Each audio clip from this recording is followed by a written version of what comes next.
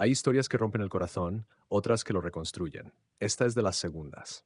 Si alguna vez te han traicionado, si alguna vez has sentido que tu mundo se derrumba mientras otros se ríen a tus espaldas, esta historia es para ti. Quédate hasta el final, porque lo que está a punto de ocurrir cambiará tu perspectiva sobre la justicia, la venganza y el amor propio. No te arrepentirás. La, eh, la noche caía sobre Madrid como un manto de terciopelo oscuro y en el exclusivo barrio de La Moraleja, la mansión de los Ruiz de Santa María, brillaba con una elegancia que intimidaba incluso a los vecinos más acostumbrados al lujo. Mateo observaba a través del cristal biselado de su despacho, con una copa de Rioja en la mano, cómo las luces de la ciudad parpadeaban a lo lejos. Era un hombre de 38 años, de piel oscura, que contrastaba magníficamente con sus camisas de lino blanco, siempre impecables.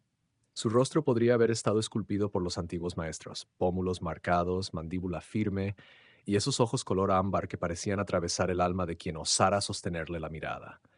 Pero esa noche esos ojos no miraban la ciudad.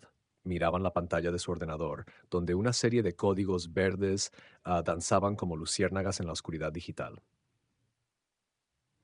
Mateo no era simplemente un hombre rico, aunque su cuenta bancaria podría alimentar a un país pequeño durante años. Era el arquitecto invisible de los sistemas de seguridad más sofisticados del mundo. Gobiernos, corporaciones multinacionales, incluso ciertos servicios de inteligencia que oficialmente no existían, confiaban en sus diseños. Y había una razón para ello. Mateo entendía que la verdadera seguridad no estaba en los muros que construyes, sino en saber exactamente qué ocurre dentro de ellos. ¿Cuántas veces en la vida te has preguntado qué pasa realmente cuando no estás mirando? Su esposa, Isabella, era el tipo de mujer que hacía girar cabezas en cada sala a la que entraba. Rubia natural, con ese cabello dorado que caía en cascadas perfectas sobre sus hombros desnudos, ojos azules como el Mediterráneo en verano, y una figura que había adornado las pasarelas de Milán y París antes de que Mateo la conociera en una gala benéfica hace 5 años. Ella tenía 29 años ahora, y cada uno de esos años había sido invertido en perfeccionar el arte de ser deseada, admirada, envidiada. Lo que Isabella no había invertido tiempo en perfeccionar era el arte de ser leal. Mateo dio un sorbo a su vino, saboreando las notas de cereza y roble, mientras en la pantalla secundaria de su escritorio aparecía la imagen en vivo de su dormitorio principal. Allí estaba Isabela, recostada sobre las sábanas de seda egipcia que él había mandado traer especialmente del Cairo, con el teléfono pegado a la oreja y esa sonrisa que él conocía tan bien. Pero esa sonrisa ya no era para él. Hacía meses que no lo era. Cariño, está en su despacho como siempre, susurraba Isabella al teléfono, aunque el sistema de Mateo capturaba cada sílaba con una claridad cristalina. Ese hombre vive más en su ordenador que en el mundo real. A veces pienso que ni siquiera se daría cuenta si la casa se incendiara. La risa al otro lado del teléfono era masculina, confiada, estúpidamente arrogante. Alejandro, el electricista que había venido hace 3 meses para revisar la instalación eléctrica de la mansión. 32 años, español de pura cepa, con ese acento andaluz que hacía derretir a las mujeres y esa sonrisa de medio lado que prometía problemas. Llevaba tatuajes que serpenteaban por sus antebrazos bronceados y tenía esa manera de caminar que gritaba: soy un hombre de verdad, no como tu marido rico que se esconde detrás de una pantalla. Qué equivocados estaban ambos. ¿Estás segura de que es seguro hablar ahora?, preguntó Alejandro con un tono que pretendía ser cauteloso, pero que solo sonaba ansioso. Tranquilo, mi amor. Mateo está en su mundo. Además, aunque no se escuchara, ¿qué va a hacer? ¿Despedirme? Soy yo quien le da estatus en esta ciudad.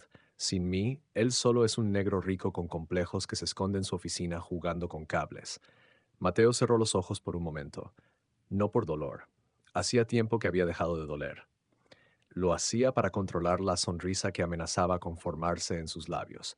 Isabela siempre había sido así, brillante en su superficialidad, predecible en su traición. Había visto venir esto desde el primer día que Alejandro puso un pie en su casa, cuando Isabela se había olvidado de ponerse sujetador bajo esa blusa transparente y había insistido en mostrarle personalmente cada rincón de la mansión al pobre electricista que trabajaba tan duro. Algunos dirían que Mateo debería haber actuado entonces, confrontarlos, echarlos. Pero Mateo había aprendido algo crucial en su línea de trabajo. La información es poder, y la paciencia es el mejor aliado de quien sabe esperar el momento perfecto. El viernes, continuó Isabella, tiene esa videoconferencia con Tokio. Estará encerrado en su despacho desde las 10 de la noche hasta quién sabe cuándo. Es nuestra oportunidad. ¿Nuestra oportunidad para qué, preciosa? Para lo que hemos hablado, tonto, para acceder al sistema. Tú dijiste que podías instalar ese dispositivo en el panel eléctrico principal, ¿no? El que tu primo nos consiguió. Mateo abrió los ojos.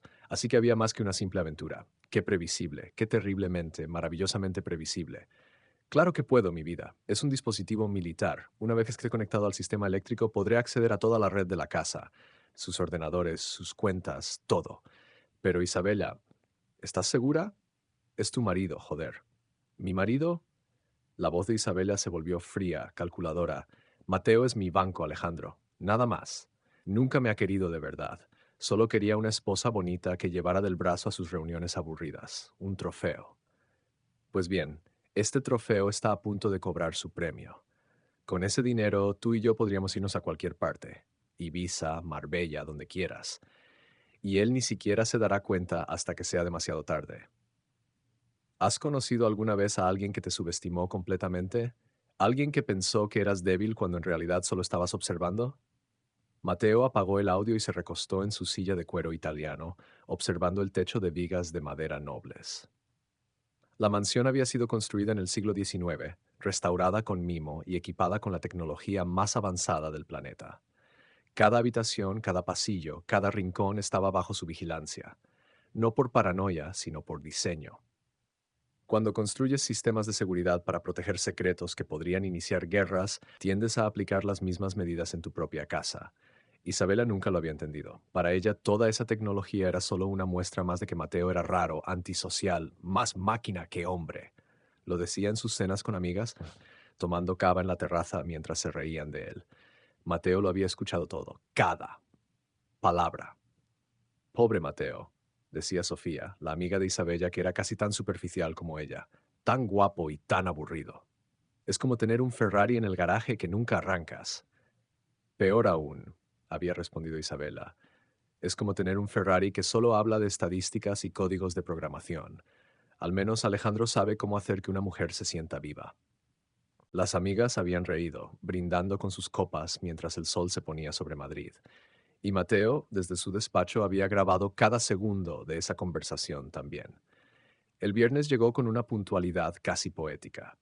Mateo se vistió con su traje gris Oxford, ese que Isabella odiaba porque decía que lo hacía parecer demasiado serio. Se anudó la corbata de seda con precisión milimétrica frente al espejo del baño principal, observando su reflejo. Un hombre de 38 años le devolvía la mirada, con esas primeras hebras de plata apareciendo en las sienes, que solo añadían distinción a su aspecto. ¿Tienes reunión esta noche? Preguntó Isabella desde la cama, con ese tono desinteresado que había perfeccionado durante años. Videoconferencia con Tokio. Asunto de seguridad para un cliente nuevo. Estaré ocupado hasta tarde. ¡Qué sorpresa!, murmuró ella, sin siquiera levantar la vista de su teléfono. Entonces comeré sola. Otra vez. Como prefieras, Isabella. Mateo salió del dormitorio sin mirar atrás. Cruzó el pasillo de mármol italiano, bajó las escaleras de caoba tallada, pasó junto al salón principal donde colgaba un Velázquez que es original que había costado más que la casa de la mayoría de la gente y entró en su despacho. Cerró la puerta con un clic suave y se sentó frente a su batería de monitores. No había ninguna videoconferencia con Tokio. Nunca la hubo. A las 9 de la noche el timbre de la puerta sonó. Mateo observó en uno de sus monitores cómo Isabella prácticamente corría escaleras abajo, con ese vestido negro ajustado que él le había regalado en su último aniversario. Qué irónico. Abría la puerta y allí estaba Alejandro, con su camiseta ajustada y esos vaqueros desgastados, sosteniendo una caja de herramientas que probablemente contenía más que solo herramientas. «Hola, preciosa», dijo él, entrando sin esperar invitación. «Shh». Isabela puso un dedo sobre sus labios. «Está arriba, pero mejor no arriesgarnos». Se besaron en el recibidor, con esa pasión desesperada de los que creen que están haciendo algo prohibido y emocionante. Mateo los observaba todo desde su despacho, con la misma expresión que un científico observando bacterias bajo un microscopio. «¿Trajiste el dispositivo?» susurró Isabella cuando finalmente se separaron. Aquí, Alejandro palmeó su caja de herramientas. Pero tenemos que ser rápidos. Una vez que lo conecte al panel principal, necesitaré unos 20 minutos para que sincronice con el sistema. Después podré acceder a todo desde mi portátil. Perfecto. El panel está en el sótano. Te guío. Los observó bajar las escaleras hacia el sótano, sus figuras iluminadas por las luces LED que él mismo había instalado. Isabela iba delante, contoneándose de esa manera que había practicado frente al espejo 1000 veces, consciente de que Alejandro la miraba. Y él la miraba, con esos ojos hambrientos de alguien que piensa que está a punto de conseguir todo lo que quiere. Tontos. Hermosos. Predecibles. Tontos. El panel eléctrico principal de la mansión era una obra de arte en sí mismo.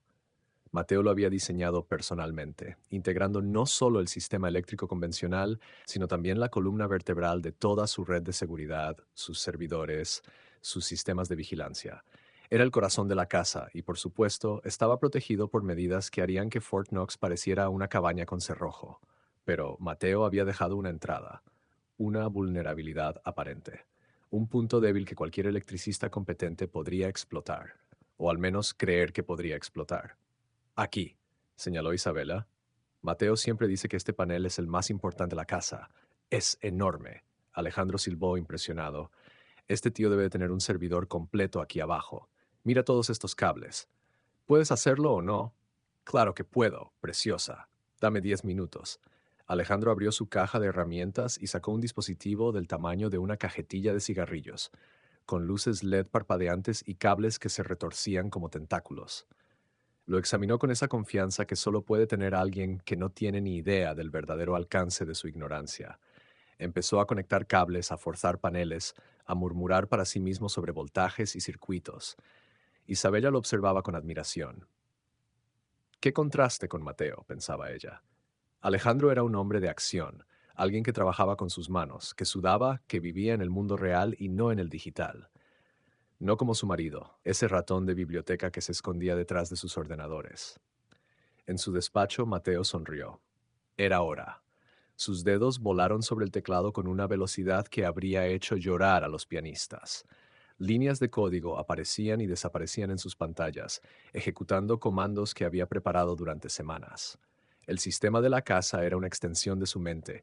Cada línea de código era como un pensamiento. Cada protocolo de seguridad era como un músculo que podía flexionar a voluntad. ¿Alguna vez has tenido el control absoluto de una situación? ¿Has experimentado ese momento cuando todas las piezas del rompecabezas encajan perfectamente? En el sótano, Alejandro insertó el último cable del dispositivo espía en lo que él creía era el hub principal del sistema. Las luces LED del dispositivo comenzaron a parpadear, primero en rojo, luego en ámbar y finalmente, nada. ¿Qué pasa?, preguntó Isabela, su voz subiendo una octava. ¿Por qué no se pone verde? No lo sé. Alejandro golpeó el dispositivo. Debería estar conectándose. Mi primo me dijo que era infalible. Pues prueba otra vez. Pues prueba otra vez. Estoy intentándolo, joder. Arriba, en su despacho, Mateo ejecutó la segunda fase. Su sistema no solo había bloqueado el dispositivo espía, lo había aislado, creando una burbuja digital a su alrededor donde el dispositivo creía estar funcionando perfectamente, pero en realidad estaba enviando toda su información directamente a los servidores de Mateo. Conoce a tu enemigo. Sun Tzu lo dijo hace miles de años y seguía siendo cierto. Espera, dijo Alejandro. Creo que ya funciona. Mira, las luces están... Clac. Todas las luces de la mansión se apagaron simultáneamente. El sótano quedó sumido en una oscuridad absoluta, tan densa que Isabella soltó un grito ahogado. Durante 3 segundos interminables no hubo nada más que negro. Entonces las luces de emergencia se encendieron, bañando todo en ese resplandor rojo siniestro que hace que hasta las personas más racionales se sientan como si estuvieran en una película de terror. ¿Qué has hecho?, chilló Isabella. Yo no he hecho nada. El sistema se ha bloqueado solo. ¿Bloqueado? ¿Qué significa bloqueado? Significa que hemos activado algún tipo de protocolo de seguridad. Mierda, mierda, mierda, mierda. Alejandro empezó a desconectar cables frenéticamente, pero era inútil. El panel ya no respondía a ningún comando físico. Estaba completamente bajo el control de Mateo. Y entonces los altavoces de la casa cobraron vida. Primero fue solo estática, ese sonido blanco que eriza la piel. Luego una voz, suave, masculina, perfectamente modulada. La voz de Mateo, pero amplificada por el sistema de sonido de alta fidelidad de toda la mansión, haciendo que pareciera venir de todas partes y de ninguna a la vez. Tassilu. La palabra flotó en el aire como un fantasma. Isabella y Alejandro se quedaron congelados, mirándose en la penumbra roja. ¿Qué ha dicho?, susurró Isabella. Tassilu, repitió la voz, esta vez más clara. Es español antiguo. Significa se está grabando. El pánico se reflejó en el rostro de Isabella como un relámpago. Sus ojos azules se abrieron como platos, su piel perfecta se puso pálida incluso bajo la luz roja. No, susurró. No, no, no. Buenas noches, Isabella. Buenas noches, Alejandro. La voz de Mateo era ahora conversacional, casi amistosa. Espero que estéis disfrutando de vuestra pequeña aventura en mi sótano. Veo que habéis traído un juguete nuevo. ¡Qué considerado! ¡Mateo!, gritó Isabella hacia el techo. Mateo, esto no es lo que parece. ¿No? Una pausa, como si estuviera considerándolo. Entonces, ¿qué parece, cariño? Porque desde donde yo estoy sentado, parece que mi esposa y su amante están intentando instalar un dispositivo de espionaje militar en mi sistema de seguridad con el objetivo de robar mi dinero y huir juntos. ¿He resumido bien la situación? Silencio. El tipo de silencio que se siente cuando el mundo se derrumba a tu alrededor. Mateo, por favor. La voz de Isabela ahora temblaba. Podemos hablar de esto. Yo. ¿Puedes explicar? Mateo sonaba genuinamente curioso. Me encantaría escuchar tu explicación, Isabella, de verdad. Pero antes, creo que deberíais ver algo. Las pantallas que Mateo había instalado en toda la casa se encendieron simultáneamente. El televisor de 85 pulgadas del salón, las tablets empotradas en las paredes de la cocina, incluso la pequeña pantalla del sistema de seguridad junto a la puerta principal. Todas mostraban lo mismo, un vídeo. Isabella y Alejandro en el dormitorio principal 3 semanas atrás. La calidad era perfecta, cada detalle visible, cada palabra audible. Luego otro video, y otro, y otro. Semanas de encuentros grabados desde múltiples ángulos con un sonido tan claro que podías escuchar sus respiraciones. Oh Dios, Isabela se llevó las manos a la boca. Oh Dios mío. Tranquila, dijo Mateo, esto es solo el avance. El programa completo está a punto de tener su estreno mundial. ¿Qué? ¿Qué quieres decir? Quiero decir, querida esposa, que en exactamente 5 minutos estos vídeos serán transmitidos en vivo a una selección muy especial de contactos. Tus padres, mis socios comerciales, toda la lista de invitados de esa gala benéfica que tanto te gusta, el periódico El País, la revista Hola y mi favorito, el Club de Campo La Moraleja, donde presumes tanto de ser la esposa perfecta. ¡No! Isabella corrió hacia las escaleras. Mateo, por favor, detén esto. Pero la puerta del sótano estaba cerrada, sellada electrónicamente, tan segura como la bóveda de un banco. Alejandro, continuó Mateo, su voz ahora más dura, ese dispositivo que has instalado, ¿tu primo te dijo que era militar? Tenía razón. Es del ejército español, reportado como robado hace 6 meses, altamente ilegal. Y adivina qué, tu ADN y tus huellas están por toda la maldita cosa. Ya he enviado toda la evidencia a la Policía Nacional. Deberían llegar en unos 10 minutos, calculo. Alejandro estaba lívido, sudando a pesar del aire acondicionado. Miró a Isabella, luego a la puerta cerrada, luego de vuelta a Isabella. Tú dijiste que esto sería fácil, le espetó. Dijiste que tu marido era un idiota. Cállate. Isabella se giró hacia él con los ojos llenos de lágrimas. Solo cállate. Personas que subestiman a otros rara vez están preparadas para las consecuencias. ¿Cuántas veces hemos visto caer a los soberbios? En su despacho, Mateo se sirvió otra copa de vino. El Rioja sabía mejor esta noche. Más rico, más complejo. Observó sus monitores mientras Isabella y Alejandro empezaban a discutir en el sótano, culpándose mutuamente, revelando en su pánico todo el alcance de su traición.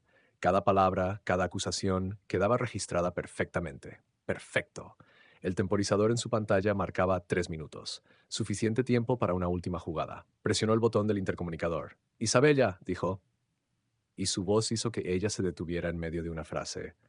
Quiero que sepas algo. Estos 5 años que pasamos juntos, yo siempre supe quién eras realmente al principio. Cada mentira, cada manipulación, cada vez pules que me llamaste negro rico sin alma pensando que yo no lo escucharía. Lo oí todo. Mateo, yo nunca... Sí, lo hiciste. Muchas veces.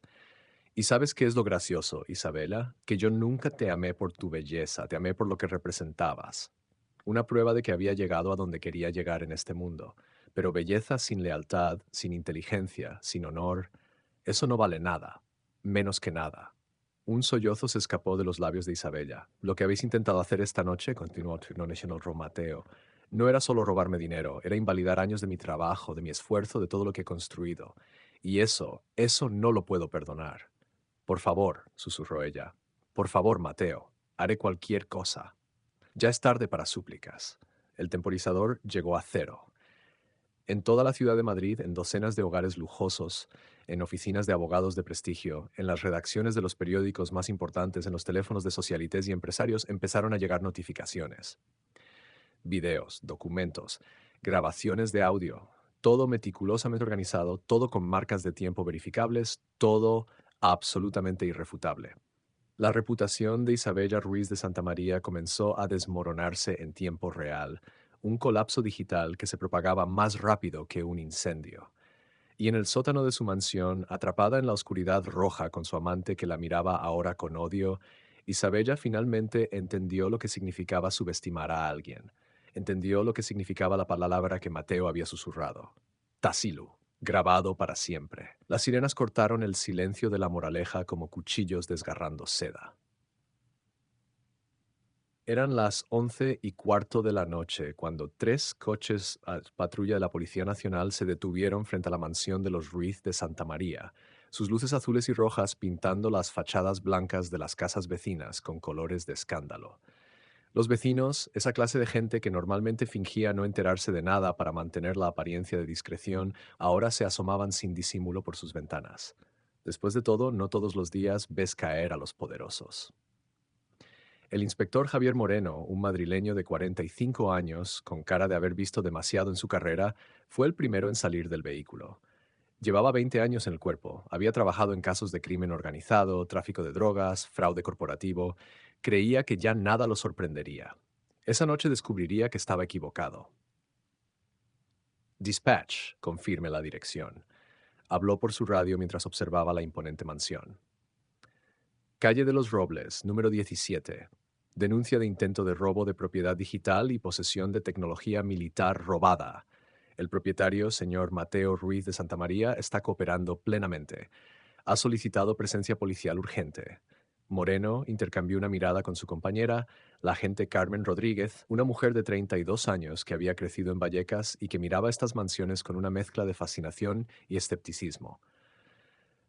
¿Tecnología militar?, murmuró ella. En La Moraleja. Esto va a ser interesante. No sabían cuánto.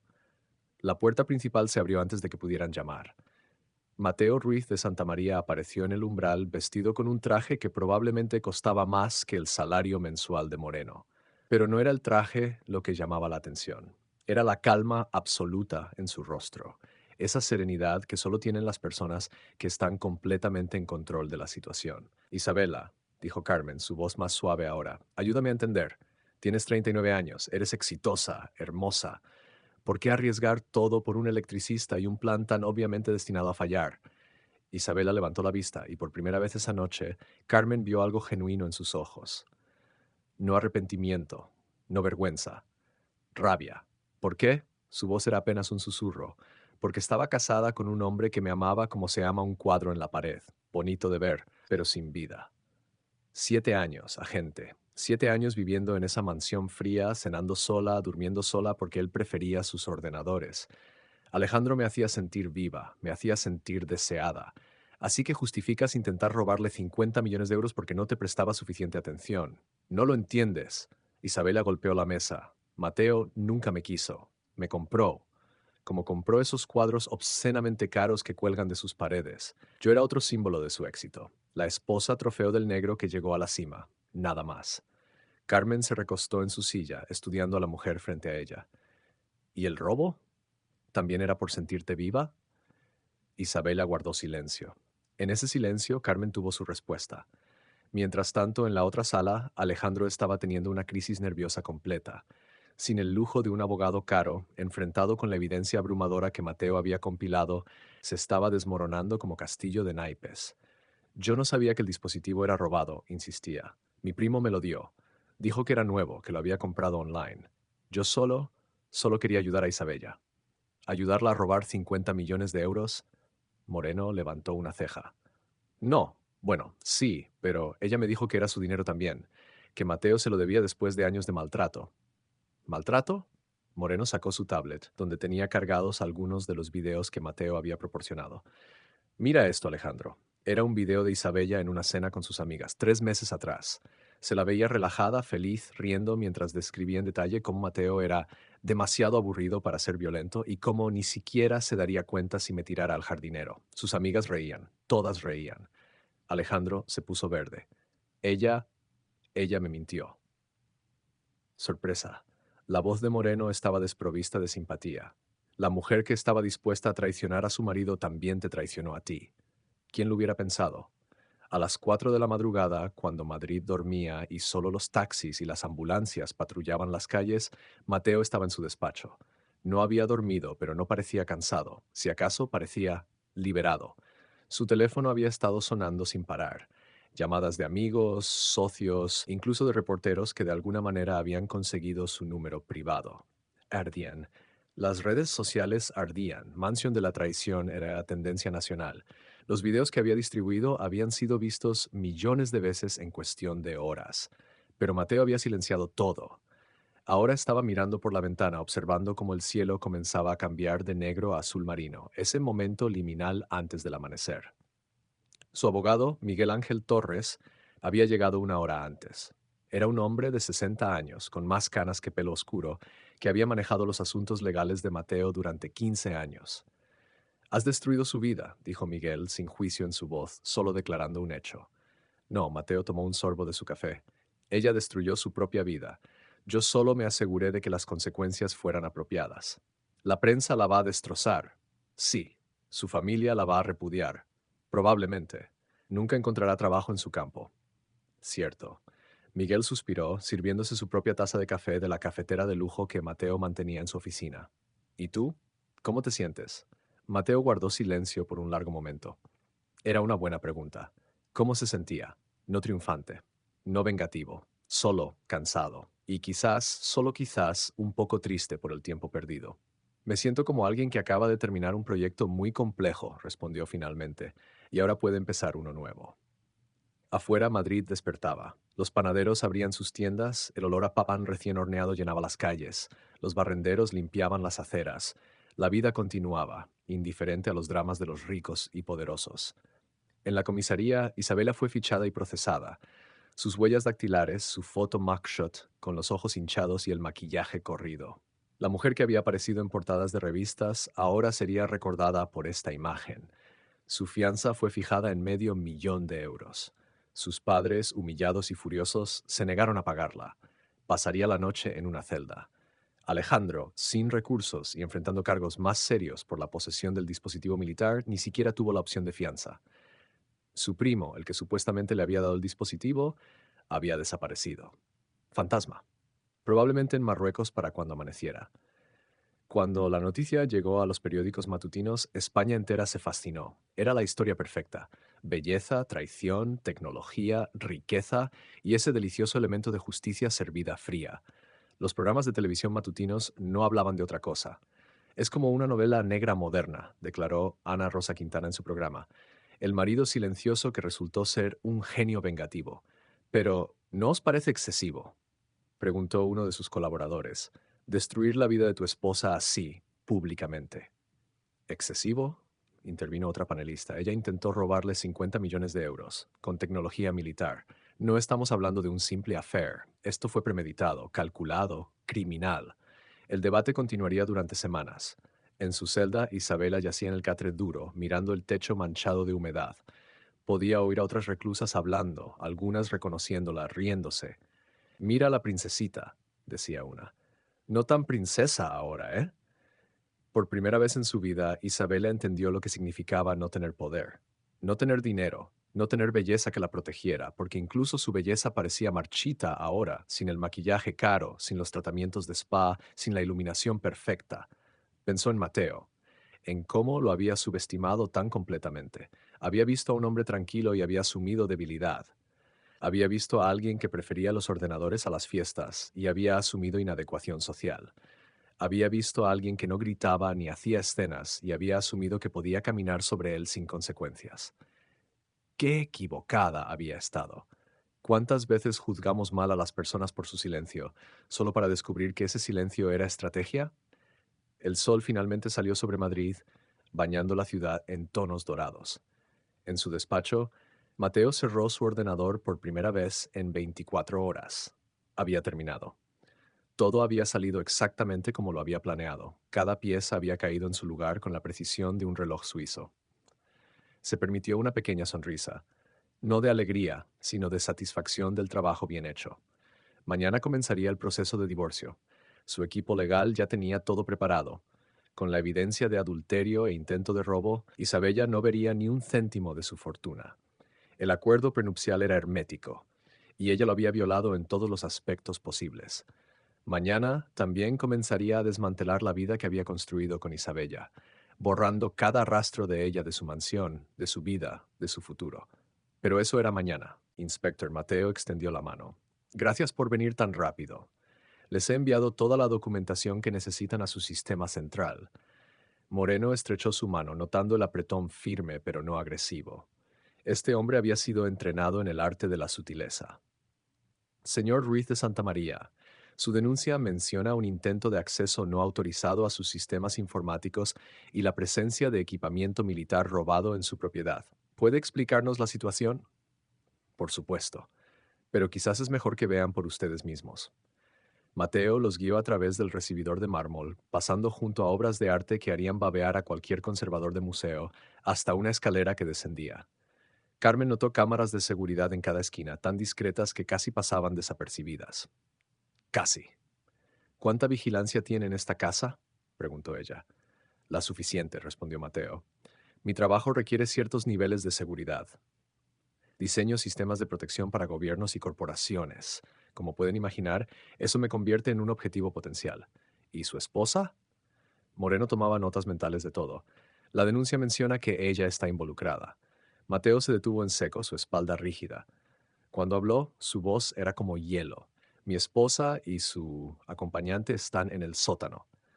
Intentaron instalar un dispositivo de espionaje en mi sistema eléctrico principal. Un dispositivo que, según mis análisis, coincide exactamente con las especificaciones del equipo SIGINT robado de la base de Torrejón hace 6 meses. Carmen silbó bajito. El robo de Torrejón había sido noticia nacional.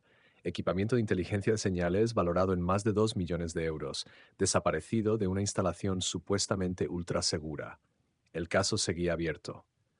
Eso es una acusación muy grave, señor Ruiz de Santa María. Lo sé, por eso les he enviado todas las pruebas. Video, audio, análisis forense del dispositivo. Todo desde múltiples ángulos y con marcas temporales certificadas, imposible de falsificar. Llegaron a la puerta del sótano. Desde el otro lado se escuchaban voces, una femenina llorando, una masculina gritando, sonidos de desesperación. ¿Has escuchado alguna vez el momento exacto cuando alguien se da cuenta de que su vida ha terminado?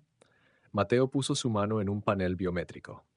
La puerta se abrió con un siseo hidráulico, revelando el sótano bañado en esa luz roja de emergencia que lo hacía parecer una escena del infierno.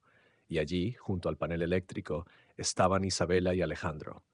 Isabella había estado llorando durante horas. Su maquillaje perfecto había dejado ríos negros por sus mejillas, su cabello rubio estaba despeinado, sus ojos rojos e hinchados. Ya no parecía la diosa nórdica que había caminado por las pasarelas de Europa. Parecía humana, rota, asustada. Alejandro estaba en una esquina con las manos temblando, mirando el dispositivo que había instalado como si fuera una serpiente venenosa. Tenía esa expresión de un hombre que sabe que acaba de arruinar su vida. ¡Mateo! Isabella corrió hacia él en cuanto la puerta se abrió, pero se detuvo al ver a los policías. ¡Oh, Dios! ¡Oh, Dios! No. Mateo, por favor, diles que esto es un malentendido. ¿Un malentendido? La voz de Mateo era suave, casi gentil, lo que la hacía más devastadora. Tú y tu amante intentando robar 50 millones de euros de mis cuentas, ¿es un malentendido? Carmen dio un paso adelante, su mano descansando instintivamente en su funda. Señora, señor, necesito que ambos se identifiquen y nos acompañen arriba para tomar declaración. Yo no hice nada. Alejandro saltó de su esquina, su acento andaluz más pronunciado por el pánico. Fue ella, ella. Ella me dijo que su marido la maltrataba, que necesitaba ayuda para escapar. Yo solo quería ayudarla. Mentiroso. Isabela se giró hacia él como una gata. Tú trajiste ese maldito aparato. Tú dijiste que sería fácil. Porque tú me lo pediste, zorra. Tú planeaste todo esto. Moreno levantó una mano. Suficiente los dos arriba. Ahora. Mientras Carmen escoltaba a Isabella y a Alejandro escaleras arriba, Ama Moreno se quedó con Mateo en el sótano examinando el panel eléctrico y el dispositivo instalado. Era sofisticado, demasiado sofisticado para un simple electricista. Esto es tecnología de nivel militar, confirmó Moreno. ¿Cómo supo que estaban planeando esto? Mateo señaló una de las cámaras discretamente instaladas en el techo. Mi casa es un ecosistema digital completo. Cada conversación, cada movimiento, todo queda registrado. No por voyeurismo, inspector, por seguridad. Cuando tu trabajo involucra proteger secretos de Estado, no puedes permitirte vulnerabilidades. Y su esposa no lo sabía. Isabella sabía que había cámaras. Solo asumió que eran decorativas. Nunca se molestó en preguntarme sobre mi trabajo real. Para ella, yo era solo una cuenta bancaria con piernas. Había algo en la manera en que Mateo lo decía, sin amargura, sin dolor, solo declarando un hecho, que hizo que Moreno sintiera una punzada de simpatía por ese hombre alto y estoico. ¿Cuánto tiempo llevas sabiendo de la aventura? 3 meses, 2 semanas, 4 días. Mateo respondió sin dudar. Desde la primera vez que Alejandro vino a revisar la instalación eléctrica y mi esposa decidió recibirlo en ropa interior. Decidí esperar, ver hasta dónde llegarían las cosas. ¿Por qué esperar? ¿Por qué no confrontarlos inmediatamente? Mateo se giró para mirarlo directamente y en sus ojos color ámbar, Moreno vio algo que lo hizo reconsiderar todo lo que pensaba sobre ese hombre, porque la justicia apresurada no es justicia, inspector. Es venganza emocional, y yo no soy un hombre emocional. Soy estratégico. Quería toda la evidencia, cada conversación donde planeaban robarme, cada detalle de su esquema. Quería que cuando cayeran, cayeran completamente sin posibilidad de recuperación. Esa noche, en la comisaría de Las Rozas, Isabella y Alejandro fueron interrogados en salas separadas. El abogado de Isabella, Eduardo Salinas, uno de los penalistas más caros de Madrid, llegó a las 2 de la madrugada con su maletín de cuero italiano y su expresión de quien está acostumbrado a hacer desaparecer problemas. Mi clienta es víctima de una trampa elaborada por un marido controlador, declaró Salinas con esa arrogancia que solo dan 20 años de sacar de problemas a los ricos. Todo esto es producto de un sistema de vigilancia ilegal que... ¿Ilegal? Moreno dejó caer una carpeta sobre la mesa con un golpe seco. Señor Salinas, su clienta firmó un acuerdo prenupcial hace 5 años donde consentía explícitamente a la instalación de medidas de seguridad en la residencia matrimonial, un documento que, por cierto, fue redactado por su propio bufete. El rostro de Salinas perdió un poco de su arrogancia. Eso se refería a alarmas, no a vigilancia constante. Ah, sí. Moreno abrió el documento señalando el párrafo relevante. Cito textualmente, la parte B consiente a la implementación de todas las medidas de seguridad que la parte A considere necesarias, incluyendo pero no limitándose a sistemas de vigilancia audiovisual en todas las áreas de la propiedad. Firmado por Isabella Márquez de Ruiz de Santa María. Con su letra. Con su sangre, por así decirlo. En la sala de interrogación, Isabella se había derrumbado completamente. Las lágrimas habían dado paso a una especie de aturdimiento zombie. Carmen la observaba con una mezcla de pena y disgusto profesional. Esta noche, Mateo dormía por primera vez en meses sin el peso de la traición sobre sus hombros. Dormía como un hombre libre. 3 meses después del escándalo que había sacudido a la alta sociedad madrileña, la vida había tomado rumbos que nadie hubiera podido predecir. Bueno, casi nadie. Mateo Ruiz de Santa María estaba sentado en la terraza de su mansión renovada, observando cómo el sol de octubre pintaba los jardines de tonos ambarinos. Tenía una taza de café colombiano en una mano y en la otra su tablet donde revisaba el último proyecto de seguridad para el gobierno japonés. La mansión había sido transformada completamente. Donde antes colgaban cuadros que Isabella había elegido por su precio más que por su belleza, ahora había obras que Mateo realmente apreciaba, fotografías de Sebastián Salgado, esculturas africanas contemporáneas, arte que contaba historias. Su teléfono sonó. Era Miguel Ángel Torres. Buenos días, Miguel, contestó Mateo sin apartar la vista del jardín. Buenos días. Tengo noticias. El juez ha firmado la sentencia de divorcio. Es oficial. Estás legalmente soltero. Mateo sonrió levemente. ¿Y los términos? Exactamente como negociamos. Isabella no recibe nada. Cero. El juez citó las cláusulas de infidelidad y actividad criminal del acuerdo prenupcial. Además, ella tendrá que pagar las costas del juicio. 80.000 euros. ¿Cómo está ella? ¿Te importa?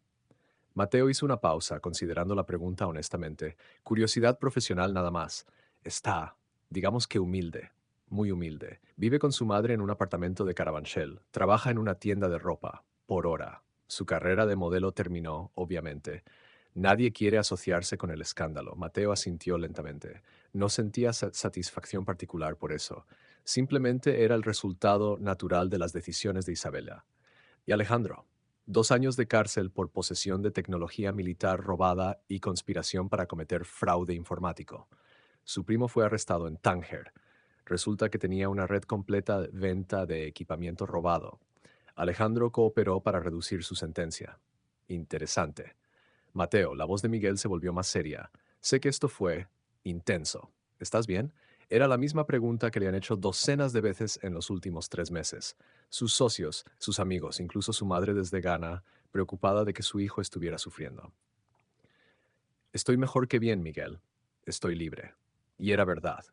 Los primeros días después del arresto habían sido un torbellino mediático.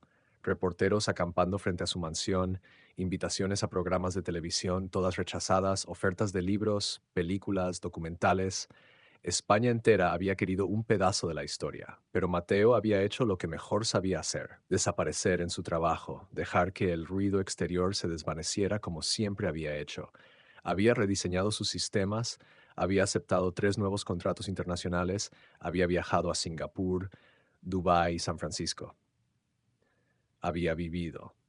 ¿Has sentido alguna vez el momento en que te das cuenta de que lo que pensabas que necesitabas realmente te estaba frenando? Lo que Mateo no le contó a Miguel era lo otro que había estado haciendo. Las noches que había pasado reflexionando sobre su propio papel en el desastre de su matrimonio.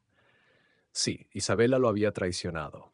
Sí, ella había sido superficial, manipuladora, criminal, pero Mateo también reconocía sus propias fallas. Se había casado con ella por las razones equivocadas, no por amor genuino, sino por lo que ella representaba, un símbolo de su éxito. Una prueba de que el niño pobre de Accra que había llegado a España con una beca universitaria ahora podía tener la vida de ensueño europea completa: mansión, esposa modelo, estatus.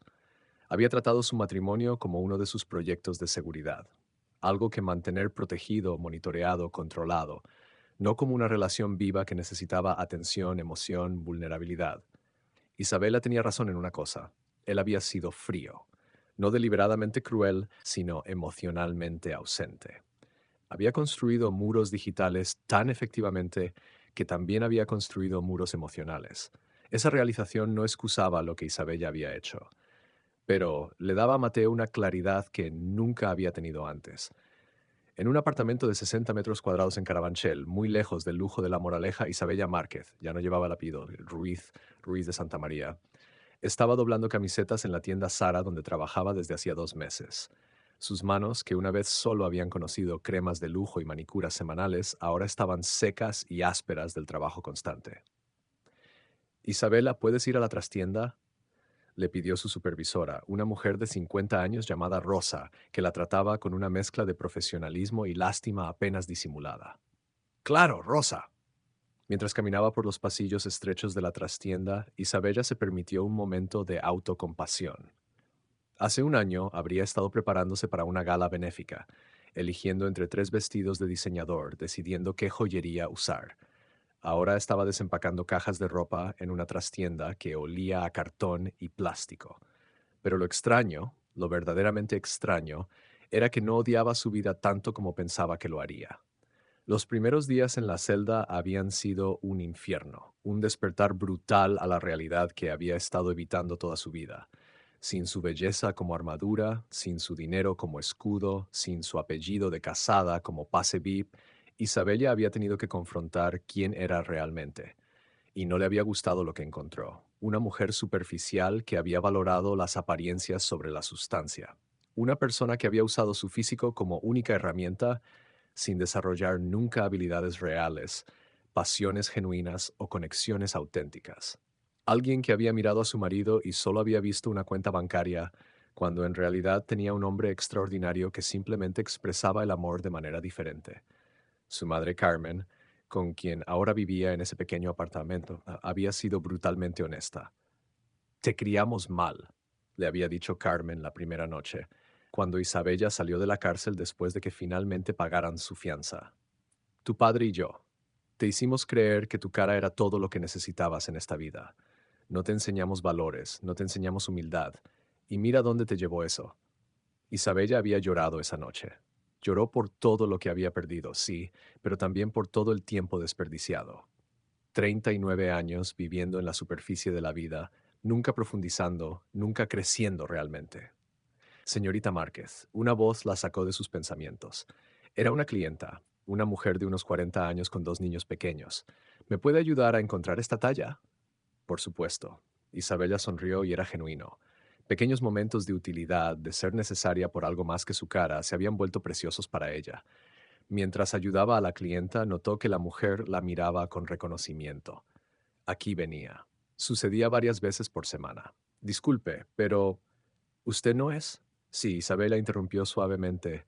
Soy yo, la del escándalo. La mujer se sonrojó, avergonzada de haber preguntado. Lo siento, no quería.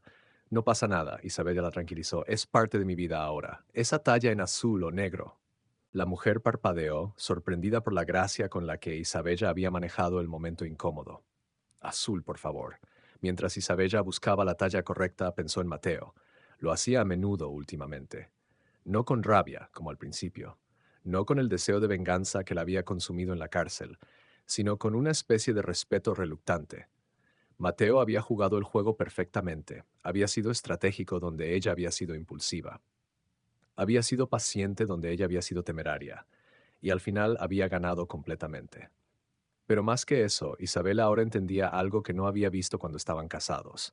Mateo le había dado oportunidades, cientos de ellas. Cada día que él no la confrontó sobre su creciente distancia, cada noche que él trabajaba hasta tarde, dándole espacio, cada conversación superficial donde él aceptaba sus respuestas vagas sobre dónde había estado. Él le había dado cuerda, sí, pero también le había dado la oportunidad de detenerse, de reconsiderar, de ser mejor. Ella simplemente nunca la tomó. ¿Cuántas segundas oportunidades ignoramos antes de que finalmente se agoten?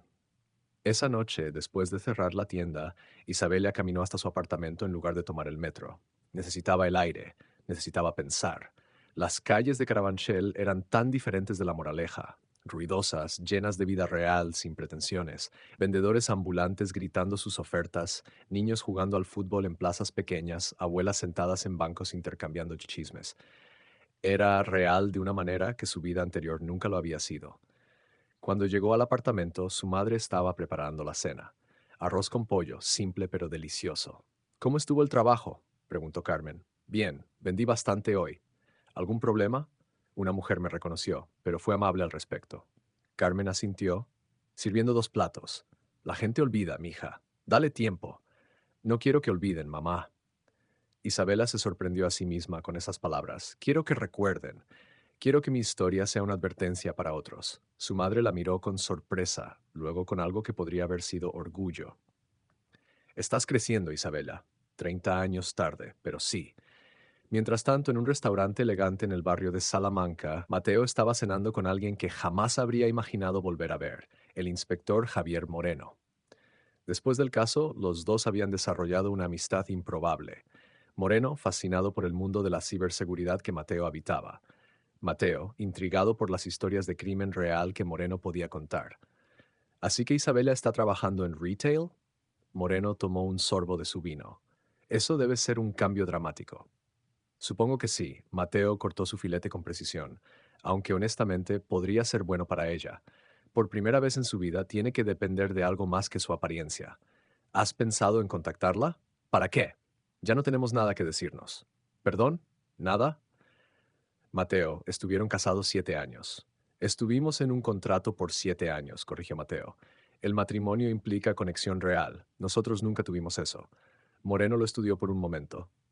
¿Sabes lo que me fascina de ti? Eres brillante para entender sistemas, códigos, patrones, pero las emociones humanas te desconciertan. Mateo sonrió levemente. No me desconciertan, solo las proceso diferente. ¿Y procesar que tu esposa te traicionó te llevó a destruir su vida completamente? No destruí su vida, Javier. Permití que las consecuencias naturales de sus acciones se desarrollaran. Hay una diferencia. ¿De verdad la hay? Mateo dejó su tenedor, considerando la pregunta seriamente. Mira, podría haber manejado esto de manera diferente. Podría haber confrontado a Isabela privadamente. Podría haber arreglado un divorcio discreto, darle algo de dinero para mantener las apariencias. Pero ¿sabes qué habría pasado entonces? ¿Qué? Ella habría aprendido que las acciones no tienen consecuencias reales, que siempre hay una red de seguridad, que la belleza y las lágrimas pueden borrar cualquier error. Y habría salido a hacer exactamente lo mismo a su próxima víctima. Así que lo hiciste por el bien de la sociedad. Había un toque de sarcasmo en la voz de Moreno. No, lo hice porque era justo y porque, francamente, estaba cansado de ser subestimado. Tocó algo verdadero allí, algo que hizo que Moreno asintiera comprensivamente. El hombre tranquilo al que todos ignoran. Exactamente. Durante toda mi vida he visto cómo la gente asume que porque no soy ruidoso, porque prefiero observar antes de actuar, soy débil o aburrido o menos que. Isabela fue solo la manifestación más extrema de eso, pero estoy cansado de demostrar mi valor a personas que nunca se molestarán en ver más allá de la superficie. ¿Y ahora qué? ¿Seguirás solo para siempre? Mateo se recostó en su silla, una sonrisa genuina cruzando su rostro. En realidad conocí a alguien. ¿En serio? Moreno se inclinó hacia adelante. Cuenta. Se llama Amara. Es de Nigeria. Profesora de literatura en la Universidad Complutense. Nos conocimos en una conferencia sobre privacidad digital. Ella estaba dando una charla sobre vigilancia en narrativas postcoloniales. Suena intelectual. Lo es. Increíblemente. También es divertida, apasionada, real. No le impresiona mi dinero porque ella proviene de su propio dinero familiar. No le impresiona mi tecnología porque ella vive en el mundo de las ideas. Y cuando hablamos, realmente hablamos. Sobre filosofía, sobre política, sobre arte, sobre todo. Había algo en la manera en que Mateo hablaba de Amara que era completamente diferente a cómo había hablado alguna vez de Isabella. Había calidez. Había vida. Me alegro por ti, amigo, dijo Moreno genuinamente. Te lo mereces. Todos merecemos segundas oportunidades, Javier, incluso Isabella. En su pequeño apartamento, Isabella estaba escribiendo en un cuaderno barato que había comprado en el chino de la esquina. Había comenzado a escribir como terapia, una sugerencia de la psicóloga gratuita del centro comunitario. Al principio solo había sido desahogo, rabia volcada en papel, pero últimamente se había convertido en algo más. Reflexiones, aprendizajes, una especie de memoria de su caída y lo que estaba aprendiendo de ella. Día 94 de mi nueva vida, escribió. Hoy una clienta me reconoció. Hace 3 meses me habría escondido de vergüenza. Hoy la miré a los ojos y reconocí quién fui. Porque no puedo convertirme en quien quiero ser si sigo negando quién era. Era una mujer que valoraba el precio sobre el valor, que confundía atención con amor, que pensaba que el éxito era cuántos ceros tenías en el banco, no cuánta paz tenías en el corazón. Traicioné a un hombre que no merecía mi traición, no porque fuera perfecto, sino porque era honesto. Mateo nunca me mintió sobre quién era. Yo construí una fantasía en mi cabeza sobre quién quería que fuera, y cuando él no cumplió esa fantasía, lo castigué por ello. Ahora entiendo que el aburrimiento que sentía no era por él, era mío. Yo era aburrida, sin profundidad, sin intereses reales, sin propósito más allá de ser vista y admirada. No sé si Mateo alguna vez leerá esto. Probablemente no. Pero si lo hace, lo siento, no por haberme atrapado. Te lo merecías atraparme.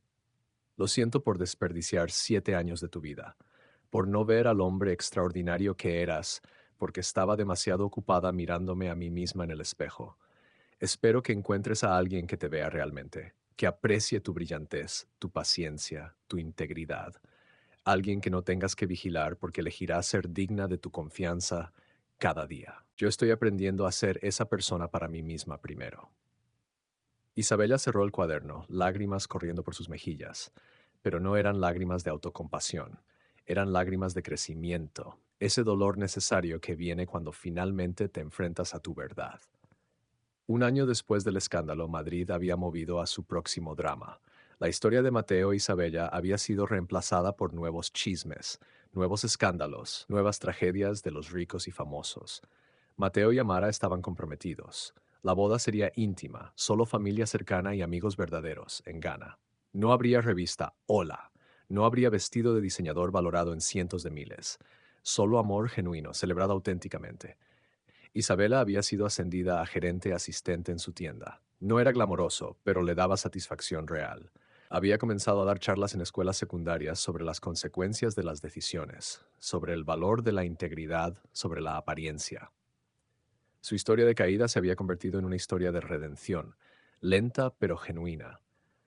Alejandro había salido de prisión con libertad condicional. Había vuelto a Sevilla, vivía con su hermana, trabajaba en construcción. Era un hombre diferente, más callado, más cuidadoso. Las consecuencias habían sido su maestra más efectiva. Y en una tarde de otoño, en un café pequeño en Malasaña, ocurrió algo que nadie había planeado. Mateo e Isabella se encontraron por casualidad. Él estaba recogiendo café para llevar antes de reunirse con Amara. Ella estaba tomando un descanso de compras para el apartamento que finalmente podía pagar por sí misma. Sus ojos se encontraron a través del café lleno de gente. Por un momento, ninguno supo qué hacer. Luego, casi simultáneamente, ambos asintieron. Un reconocimiento simple de dos personas que habían compartido una historia, por caótica que fuera. Mateo se acercó primero. Isabella. Mateo. Un silencio, no incómodo, sino contemplativo. «Te ves bien», dijo Mateo finalmente. «Diferente, pero bien». Era verdad. Isabella había cambiado. Menos maquillaje, ropa más simple, pero había una calidad en sus ojos que nunca había estado allí antes. Profundidad, sabiduría ganada con dificultad. «Tú también», respondió ella. «Escuché que te vas a casar. Felicidades». «Gracias». Otro silencio. «Mateo, yo...» Isabela comenzó, luego se detuvo, buscando las palabras correctas.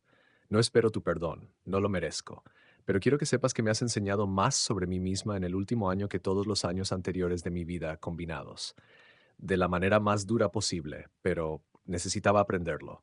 Mateo la estudió por un momento, vio la sinceridad allí, pero también vio algo más. Una mujer que finalmente había hecho el trabajo de conocerse a sí misma. «Isabela, nunca te odié, ni siquiera cuando todo estaba sucediendo. Estaba decepcionado, estaba cansado de ser invisible, pero no te odiaba. Lo sé, y eso de alguna manera lo hace peor. Merecía tu odio. En cambio, te diste cuenta que me merecía indiferencia, que es mucho más devastador». Sonrió levemente ante eso. «Eres más perspicaz de lo que solías ser. Resulta que cuando no tienes belleza ni dinero para esconderte detrás, tienes que desarrollar una personalidad real». Se rieron ambos, una risa compartida que reconocía el absurdo de todo, de cómo habían llegado aquí, de cuánto habían cambiado ambos. «Te deseo lo mejor, Isabela, genuinamente. Y yo a ti, Mateo. Tu Amara es una mujer afortunada. Lo soy yo el afortunado». Se despidieron con un abrazo breve pero significativo. El cierre que ninguno de los dos sabía que necesitaba. Mientras Mateo caminaba hacia donde Amara lo esperaba, su teléfono sonó. Era ella. «Hola, mi amor», contestó, una calidez en su voz que Isabela nunca había escuchado. «¿Dónde estás? Te extraño». La voz de Amara era juguetona. «En camino. 5 minutos. Date prisa. Tengo algo que contarte». «¿Bueno o malo?» «Sorprendente». Mateo sonrió, acelerando el paso. La vida finalmente era buena. No perfecta, porque la perfección es una ilusión, pero buena, real, honesta.